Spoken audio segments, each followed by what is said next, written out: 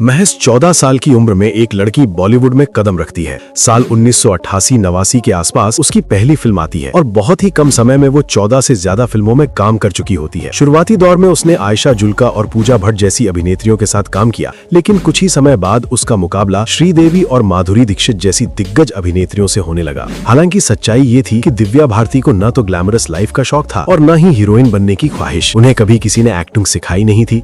उनका टैलेंट पूरी तरह गॉड गिफ्टेड था। कैमरे के सामने उनका आत्मविश्वास और नेचुरल परफॉर्मेंस ही उनकी सबसे बड़ी ताकत थी। दिव्या भारती का जन्म 25 फरवरी 1974 को मुंबई में हुआ था।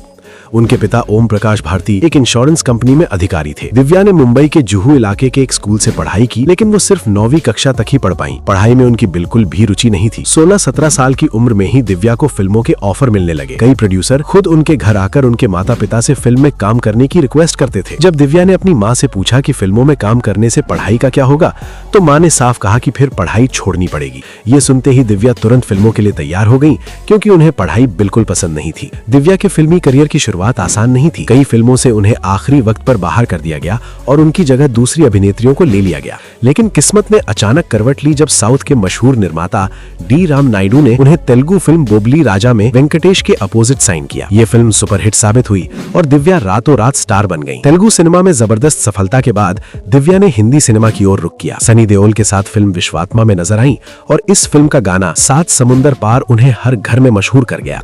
इसके बाद गोविंदा के साथ शोला और शबनम ने उनके करियर को नई ऊंचाइयों पर पहुंचा दिया। कामयाबी के शिखर पर रहते हुए दिव्या भारती ने महज 18 साल की उम्र में मशहूर फिल्म निर्माता साजिद नाडियावाला से शादी कर ली। दोनों की मुलाकात शोला और शबनम के सेट पर हुई थी। शादी को कुछ समय तक छुपाकर रखा गया, क्योंकि उस दौर में शादी किसी अभिनेत्री के करियर के लिए नुकसानदेह मानी जाती थी।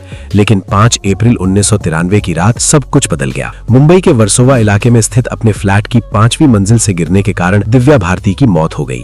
उस दिन वो बेहद खुश थी, क्योंकि नए फ्लैट की रजिस्ट्रेशन प्रक्रिया पूरी हुई थी। उनके घर पर कॉस्ट्यूम डिजाइनर नीता लुल्ला और उनके पति मौजूद थे। बातचीत और पार्टी के दौरान अचानक संतुलन बिगड़ने से ये हादसा हो गया।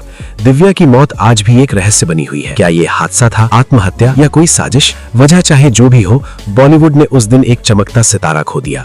दिव्या भारती के निधन के बाद उनकी अधूरी फिल्मों में दूसरी अभिनेत्रियों को लिया गया। अनिल कपूर की फिल्म लाडला लगभग 80% पूरी हो चुकी थी, जिसे बाद में श्रीदेवी ने पूरा किया। मोहरा, विजयपथ और आंदोलन जैसी फिल्मों में भी बदलाव किए गए। कम उम्र में इस दुनिया से चली जाने वाली दिव्या भारती आज भी करोड़ों दिलों में जिंदा है।